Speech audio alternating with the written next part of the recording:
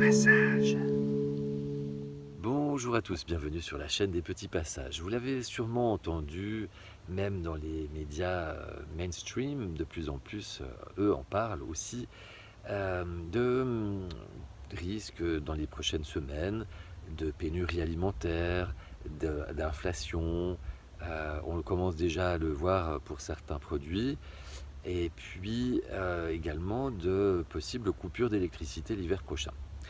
Donc, l'idée est de tenir compte de ces infos, parce que là, le faisceau d'indices, tous les faisceaux d'indices montrent que c'est très probable, que d'autre part, il ne faut pas confondre la peur et la prudence et la prévoyance et le bon sens, et que donc, en fait, eh bien, se préparer à des événements qui peuvent être divers et variés. Ça peut être un gros événement climatique, il n'y a pas forcément besoin d'une guerre pour que nous ayons besoin de nous préparer. Et bien ceux qui sont préparés tomberont de moins haut par rapport à ceux qui, pour X raisons, ne l'auront pas fait.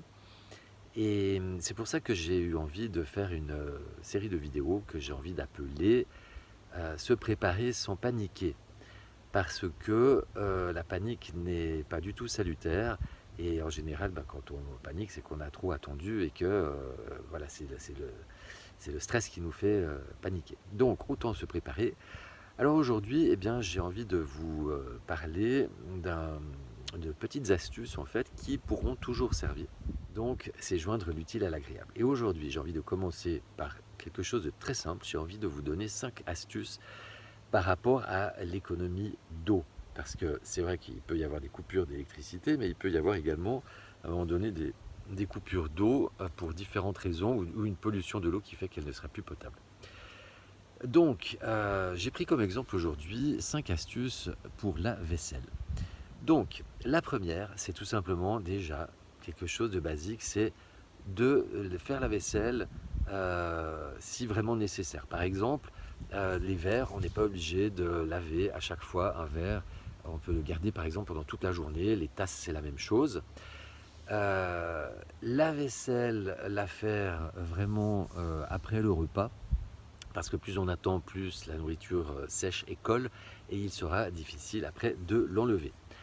Après, laisser couler peu d'eau, de l'eau froide, ne pas mettre d'eau chaude. C'est de couper l'eau aussi au fur et à mesure, de ne jamais laisser couler l'eau, de la faire couler que lorsqu'on en a besoin, par exemple pour enlever des gros résidus, et utiliser de l'eau chaude que si c'est nécessaire, par exemple si c'est très gras. Il en est de même pour le savon, utiliser du savon. Déjà, ce qui serait bien dans l'absolu, c'est de ne pas utiliser de savon du tout, mais plutôt du vinaigre blanc, par exemple. Ça peut être également de la cendre pour ceux qui ont une cheminée. Ça peut être du marc de café.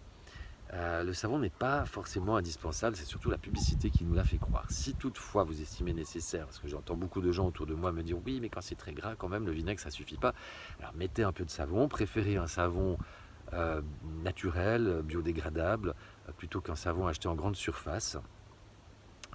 En mettre très peu, ça suffit, et vraiment que pour ce qui est gras. Si c'est pour laver des légumes cuits à la vapeur ou de l'eau, du thé ou du café, c'est pas la peine de mettre du savon. L'action mécanique de l'éponge suffit amplement. Après, mettre tout ce qu'on a savonné, soit dans la deuxième plonge si on en a une, soit de côté si on n'a qu'une seule plonge, et ensuite mettre toute la vaisselle à rincer en commençant par les plus gros objets, les casseroles, et ensuite chaque fois jusqu'au plus petit, les couverts au-dessus.